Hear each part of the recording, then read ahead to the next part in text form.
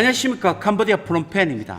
지난 7월 말에 태국과 캄보디아 간의 국경에서의 싸움으로 태국은 민간인 13명에 군인 5명 등 총 18명이 사망하였으며 부상자는 65명으로 발표했고, 반면 캄보디아는 공식적으로 태국보다는 적은 13명이 숨지고 71명의 부상자가 발생하였다고 발표하였으나 육군 7여단 본부 및 내부반에서 잠자고 있던 소대병력 이상이 태국 미사일 공격으로 몰살한 사실을 공식적으로 발표하지 않아 정확한 피해를 아는 사람은 아직도 아무도 없습니다. 캄보디아로서는 아마도 자존심 꾸기는 일이라고 생각하고 있거나 아니면은 사상자가 너무 많아 그런지도 모르겠습니다. 어쨌든 이 두 나라의 전쟁은 시작과 동시에 신속히 마무리되어 이곳에서 장사하고 있는 사람으로서 매우 고맙게 생각하고 있으며, 비록 현실은 그렇지 않다 하더라도 양국 모두 패자는 없고 모두 성자라는 생각을 하고 있어 이 또한 정말 다행스럽게 생각하고 있습니다. 이번 국경 분쟁과 관련 그간 원인과 진행 사항은 너무나도 많은 매스컴이 보도와 정보로 더 이상 설명할 필요는 없을 것 같아 생각하고, 전쟁 후 달라진 양국, 특히 제가 살고 있는 이 캄보디아를 중점적으로 정리해 보고자 합니다. 가장 큰 변화는 민족주의와 국수주의로의 회귀입니다. 현재 상원의회 의장이자 당대표인 훈센 전 총리는 이번 전쟁으로 다시 한번 자신의 존재감을 발휘하였으며 태국을 전화 한 통화로 초토화시키는 괴력을 보여주었고, 결국 30년 지기 친구 탁신의 딸을 총리에서 해임시켜 본인이 원하는 바를 그대로 이루어냈습니다. 캄보디아 국민들 또한 모두가 당장 전쟁터라도 뛰어나갈 것처럼 다시 전쟁이 일어난다면 태국을 지도상에서 완전히 지워버리겠다고 전의에 불타오르고 있고, 북한의 평양까지는 아니더라도 프놈펜 등 주요 도시의 길거리에는 국기와 프라파간다 광고 현수막들로 가득 차 있으며 많은 젊은이들은 군복 또는 전쟁이나 태국을 혐오하는 티셔츠를 입고 다니고 있습니다. 이는 태국도 마찬가지인데, 태국 국민들 대다수는 이번 전쟁에서 군을 행정부보다 훨씬 더 신뢰하고 있는 것으로 나타났으며, 태국 전국 성인 1,300명을 대상으로 실시한 설문조사에 따르면 응답자의 86%가 군의 이번 대처는 정말 잘한 일이라고 생각하고 있으며 이번 행정부에 대한 신뢰는 고작 30%에 그쳤습니다. 이번 전쟁을 통해 양국, 태국 군부는 다시 정권을 잡는 기회가 되었고, 캄보디아는 흐트러진 국민의 민심을 다잡고 훈센 정부의 위상을 올리는 좋은 구심점이 된 전쟁이었습니다. 반대로 두 국가의 일반 국민들은 이번 전쟁으로 잃은 것이 너무 많아 가슴 아픈 전쟁이 되기도 하였습니다. 태국 내 약 120만 명의 캄보디아 근로자들이 열심히 돈을 벌고 있었는데 이번 전쟁으로 약 80%에 해당하는 91만 명이 자진 또는 강제로 귀국하였고, 이들은 귀국과 동시에 졸지의 백수가 되어 이들뿐만 아니라 가족들의 생계까지도 막막해졌으며 대규모 귀국자들로 인한 고용 문제가 이 나라의 새로운 골칫거리로 떠올랐습니다. 그런다고 이 나라 정부 차원의 계획이나 보상은 당연히 있을 리 만무합니다. 전쟁은 정치인들이 만들고 피해는 국민들이 고스란히 받는 지금의 캄보디아인 것입니다. 코로나 후 경제가 망가지고 캄보디아의 가장 핫한 곳이 프놈펜도 시아누쿠빌도 아닌 태국의 국경도시 뽀이펫이었습니다. 훈센 정부의 호위하에 합법적으로 온라인 도박 등 각종 불법이 판을 치고 돈이 된다고 생각하는 많은 중국, 태국 등 외국인들이 몰려와 너나 할 것 없이 카지노, 호텔, 사무실을 짓기 시작한 것이 불과 3, 4년 전이었습니다. 물론 저희 회사도 철강 판매 중 프놈펜 수도 판매량보다 더 많은 구매를 할 정도로 정말 뜨거운 지역이었습니다. 하지만 전쟁 후 국경 단절로 하루아침에 이곳은 정막강산이 되어버렸고, 또 시아누쿠빌처럼 짓담한 건물들로 가득 차지는 않을지 심히 걱정됩니다. 그리고 태국군은 이에 더해 불법 월경 및 보이스피싱 등 국제범죄의 차단 목적으로 이곳 뽀이펫 국경에 역사상 처음으로 길이 10km에 달하는 철책을 설치한다고 발표하였습니다. 도박 목적의 태국 여행객은 단 한 명도 캄보디아로 들어가지 못하게 막아버렸고, 아예 훈센이 만든 이 도박 도시를 고사시킬 계획까지 하고 있는 것입니다. 참고로 양국이 접하고 있는 총 국경 거리는 800km로 엄청납니다. 한국의 휴전선이 약 250km라는 것을 감안한다면 지금까지 국경 질책이 왜 없었는지, 범법자들이 미륵국을 왜 그리 자유롭게 해왔는지를 잘 알 것 같습니다. 불법이고 불행한 사실이긴 하지만 지금 캄보디아 경제를 지탱하는 유일한 산업은 불법 도박입니다. 캄보디아에 내에서 유일하게 활력이 넘치던 이 도시마저 이번 싸움으로 무너져 버리게 되어 이 지역뿐만 아니라 캄보디아 국가가 회복하려면 정말 많은 시간이 필요할 듯 합니다. 이번 전쟁으로 캄보디아에 내에서 또 달라진 점은 징병제도의 도입입니다. 전쟁을 치르면서 캄보디아는 국방에 너무 무관심했다는 것을 뼈저리게 느낀 것은 분명합니다. 훈 마네 총리는 지난달 14일 헌병대 창설 32주년 기념식에서 내년 1월부터 오랫동안 보류해왔던 징병제를 시행하겠다고 했습니다. 캄보디아는 이미 2006년도에 징병법을 통과시켰지만 실제로는 집행하지 못했는데 주된 이유는 돈이 없어 하고 싶어도 못했다는 것을 안다면 이번 전쟁으로 생각은 꿀뚝 같으나 재정적, 국민 정서적으로 아직 아무런 준비도 되어 있지 않은 상황에서 바로 시행한다는 것은 어려울 것으로 보입니다. 지금 국뽕에 찬 입영 대상자들인 18에서 30세의 젊은이들조차도 이는 불가능하며 무기 연기되기를 바라고 있는 것 같습니다. 궁금한 것은 만약 진짜로 내년부터 모두 강제 징집된다면 지금 국뽕에 차 있는 이들이 정말로 기쁜 마음으로 입대나 할까요? 현실은 전혀 아닐 것입니다. 다만 지금 어려운 상황 하에서 많은 젊은이들이 일자리를 구하지 못해 거의 폐인처럼 살아가는 사람들이 많습니다. 여력만 된다면 징병제를 통해 유유 인력을 군으로 흡수하여 사회 안정을 유지하는 데도 큰 도움은 될 것입니다.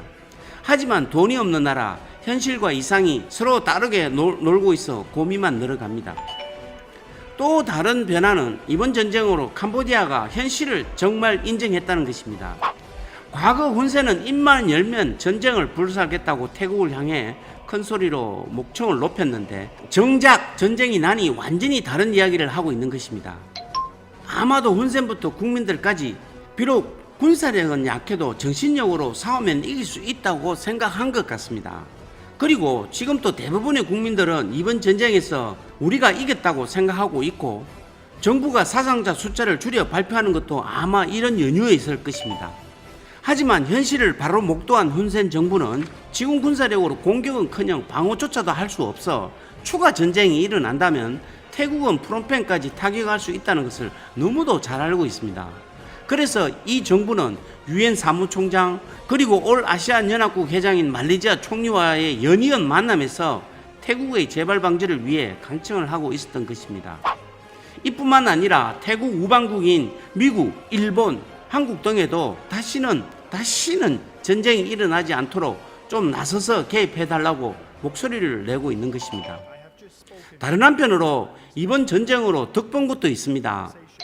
미국이 현재 진행 중인 관세협정을 이용 중재에 나서면서 최초 49%였던 관세를 휴전 조건으로 19%로 나누어 주면서 양국 모두 협상 한번 그리고 트럼프 찾아가 머리 한번 조아리지 않고 관세 협상을 타결 짓는 쾌거를 이루어낸 것입니다. 이는 이웃 베트남이 관세 협상 타결을 위해 4개월 동안 공을 들인 끝에 간신히 20%로 낮춘 것과 비교한다면 손 안 대고 코푼 격으로 미국은 미국대로 휴전을 이끌어 거하게 한턱 손꼴이 되었습니다.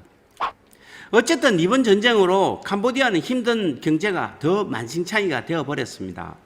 언급한 태국 내 근로자들의 귀환으로 상당액의 외화 금액이 줄어들게 되었으며 태국의 국경 봉쇄로 제조업과 소비재 수입이 중단되어 원자재, 운송, 수출 그리고 마지막 남은 관광산업까지 피해를 받고 이는 고스란히 국민들에게 고통이 되고 있으며 전쟁 국경에 평생을 살아온 수많은 주민들이 이미 삶의 터전을 잊고 쫓겨나 시리에 빠져 있는 상황이며 비록 19%로 낮추어졌다고는 하나 미국의 19% 관세 시작으로 의류, 가구, 타이어, 전자제품 등 대미 주력 수출 산업 성장도 상당히 위축될 것으로 보입니다. 이러한 여파들로 정부는 올해 경제 성장률 전망치를 6.3에서 과감하게 5%로 낮추었는데 이는 무려 1.3%로 하향 조정한 것인데 수십만 명의 일자리가 있는 것은 당연한 것입니다. 그리고 무역 수지 또한 적자가 크게 확대될 것이며 이에 따라 세수가 부족해지니 당연히 저희같이 힘들게 살아가고 있는 개인 기업들을 더 괴롭힐 것은 자명해 보입니다. 이번 예상 전망치는 IMF가 5.8, IDB가 6.1%보다 낮으나 세계은행의 예상치 4%보다는 훨씬 아직도 높은 수준이라 정말 경제성장 5%를 실현할 수 있을지는 아무도 모르는 일입니다. 이제 남은 4개월 동안 무엇으로 경제성장을 이룰지, 무엇이 남아있는지 참으로 안타깝습니다. 훈 마네 총리는 지난달 말 이번 전쟁 중 전사한 두옹 손니엔 장군의 빈소를 찾아 조문을 했습니다. 두옹 장군은 3사단 예하 7연대 여단장으로 지난 7월 26일 새벽에 잠자다 태국군의 쏜 미사일에 전사하면서 이번 충돌에서 전사한 캄보디아군 중 가장 높은 계급입니다. 그간 캄보디아 정부는 이를 공식적으로 언급하지 않고 침묵을 유지해 왔습니다. 하지만 7월 28일 휴전 이후에도 국경에서의 위기는 계속되고 있다 보니 최근까지도 태국군은 지뢰 피해로 3명의 추가 사상자가 더 발생하였으며 휴전 전까지 합치면 모두 6차례나 일어나고 있는데 태국은 지금 기회만 된다면 국제전을 유발하고 있는 형국입니다. 그리고 태국군은 아직도 캄보디아 포로 18명을 돌려보내지 않고 볼모로 데리고 있는데 이는 아마도 다른 도발이나 전쟁을 준비하고 있지 않나 하는 우려를 낳고 있습니다. 이 전쟁으로 태국의 패통탄 총리는 지난 8월에 태국 역대 최연소 총리로 임명된 지 만 1년 만에 총리직에서 잘렸고 군부가 다시 앞으로 등장하게 만든 결정적인 역할을 하였습니다. 캄보디아 훈센 정부가 바라던 그림으로 훈센의 힘을 국민들 앞에 다시 각인시킨 것은 물론이고 더 강력한 훈센의 나라로 만들어 버렸습니다. 다음 주가 이 나라 추석인 뿔준번 연휴로 거의 일주일을 쉽니다. 이번 명절은 국민들에게 돈 없고 힘든 명절이 될 것입니다. 해마다 그러하였지만 이번 기간은 더 많은 범죄 사고가 예상됩니다. 교민 여러분들의 집안 단속과 외부 길거리에서의 도난 사고 조심을 거듭 당부드립니다. 참고로 캄보디아는 또한 동남아 국가 중 유급 휴일이 가장 많은 나라입니다. 캄보디아의 연간 유급 일수는 총 40일이나 되며 이는 국가 경료일 22일과 연차휴일 18일을 합산한 것입니다만 구정 휴무 또는 눈에 보이지 않는 휴무들도 있어 캄보디아의 외국 투자를 막는 장애물이 되고 있고 이는 산업 성장에도 도움이 되지 않고 있는 상황입니다. 그리고 저희는 저희 사옥 빌딩 내 4층을 공유 사무실로 만들어 임대할 계획이었으나 지난 3개월 동안 임대 광고에도 불구하고 전혀 임대를 하지 못했습니다. 만약 지금이라도 누구 한 사람 임대 계약을 하자고 한다면 4층 전층을 공유 사무실로 개방해야 될 사항이라 서둘러 일단 사무실로 전부 개조 작업을 해야만 했습니다. 이제 거의 마무리가 되어 10월부터 사무실로 다시 임대할 예정입니다. 속담에 살 팔아 떡 사먹는다는 말이 저희를 두고 하는 것 같습니다. 약 18평 규모의 5개 사무실로 재창조되었으며 50평의 야외 테라스가 무료로 제공되는 정말 훌륭한 사무실이 될 것입니다. 무료 임대 혜택까지 드리고 있으니 한번 꼭 찾아주시어 직접 보시고 판단해 주시길 부탁드립니다. 지난주 회사 직원 공금 횡령 관련 1심 최종 판결을 받았습니다. 재판부는 피고인들에게 무죄를 선고하였습니다. 우리 변호사가 전달해준 판결문을 읽고 가장 먼저 든 생각은 내 앞에 앉아있는 이 쓰레기 같은 변호사가 판결문은 5월 17일 날 나왔는데 저에게 지난 주말인 9월 12일에 알려주어 제가 2심 항소할 기회조차 잃어버리게 되었습니다. 이 나라 사법부를 믿는 것은 아니지만 어찌 썩어도 이렇게까지 썩을 수 있는지 참으로 개탄스럽습니다. 이 나라 경찰에 우리 변호사를 고발하고 경찰서에 가서 고발장 제출하고 왔습니다. 뭐 달라지기는 않겠습니까만은 거의 3년 동안 끌어온 이 사건이고 재판인데 외국인은 캄보디아에서 수송하지 말라는 선인들의 말씀이 하루 종일 내 귓가에 맴돌았습니다. 끝까지 시청해주셔서 감사드리며 늘 건강하시고 다음 소식 전할 때까지 안녕히 계십시오.